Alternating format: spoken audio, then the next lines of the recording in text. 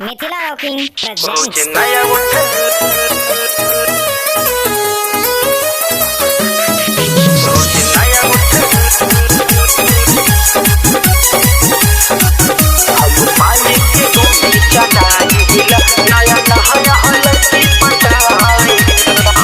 काहे number recharge न कराया रे, नहीं मॉल सोलो होटल घुमाया रे।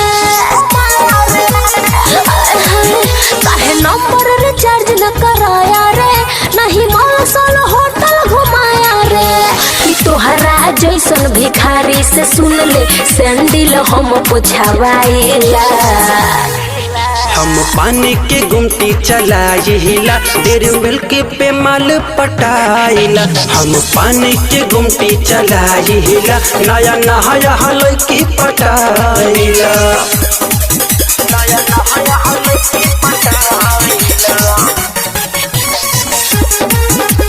नया हम पानी के गुमटी चलाइला, नया नहाया हलई की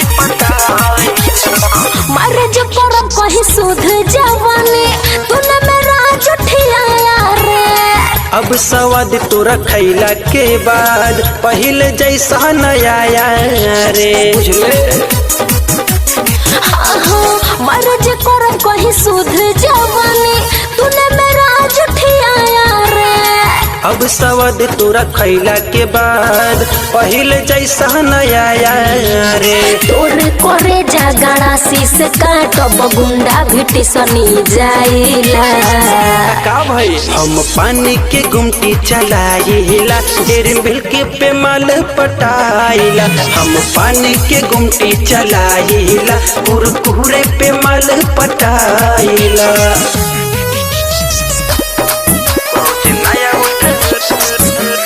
खाइला ले मचोस पे माल पटाइला।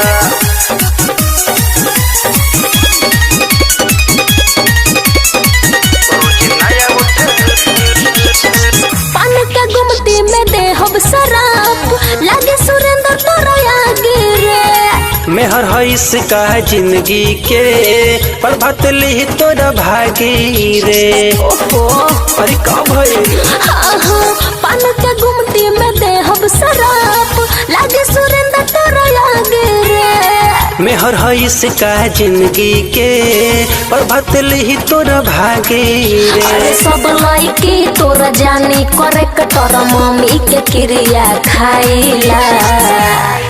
रोज नया उठला लिखाइला, लेमन जूस पे माल पटाइला। रोज नया उठला लिखाइला, लेमन जूस पे माल पटाइला। अरे नंबर रिचार्ज न कराया रे, नहीं मॉल सोलो होटल घुमाया रे। कि तोहरा जैसन भिखारी से सुन ले सैंडल हम पुछवाइला। सुन ले हम पानी के गुमटी चलाइला, तेरे मिल्की पे माल पटाइला। हम पानी के गुमटी चलाइला, नया नहाया हलई की पटाइला।